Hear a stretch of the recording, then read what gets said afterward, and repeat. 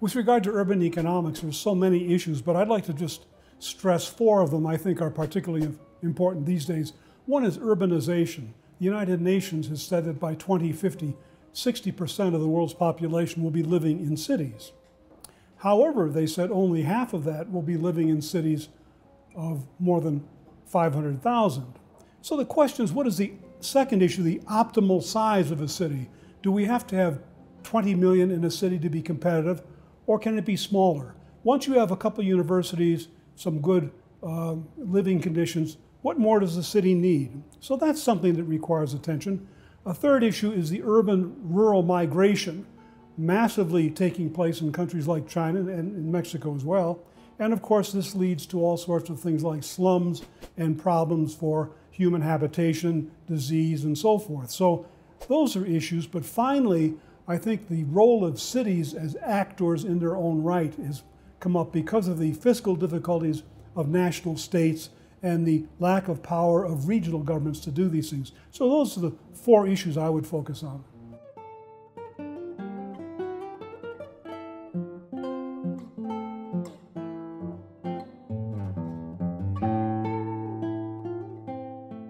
Well, it depends on how you look at it. If you look at it from above, then we say urban competitiveness is cities that create certain results in terms of employment, in terms of production, and so forth. And we can measure that. So we have all these studies looking at hundreds of cities around the world and who is most competitive.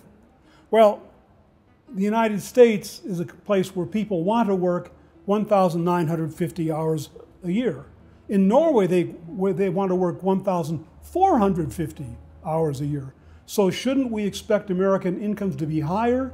Because Americans want to work to get incomes, and in Norway, they have a different work-leisure trade-off. So they want to have more fun in the mountains and fishing and so on. If you look at it from below, you say, what do the people in the city want? And then you get into different issues, not just maximum output or maximum incomes or productivity.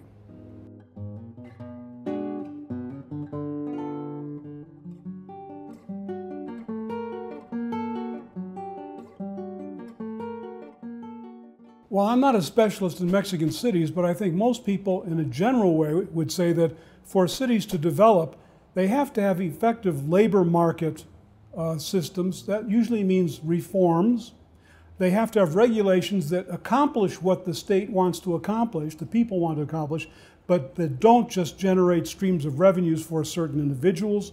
They have to deal with corruption, which is a problem in many, many countries, access to education. They have to be able to promote new startups of small firms. That's the crucial point for developing a dynamic economy.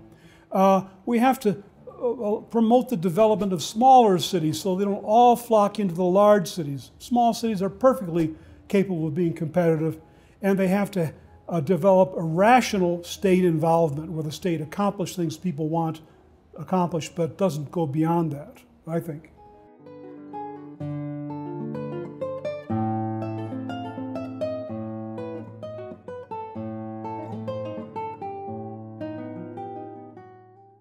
Well, I've been very delighted to be able to participate in 3 or 4 conferences here at El Colegio. It's always an excellent venue. We have great audiences, enthusiasm. Participants from El Colegio and other places are always very exciting to be with.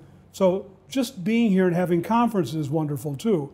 Now, my organization, the Global Urban Competitiveness Project, has been invited to have conferences here in 2008 and again this year.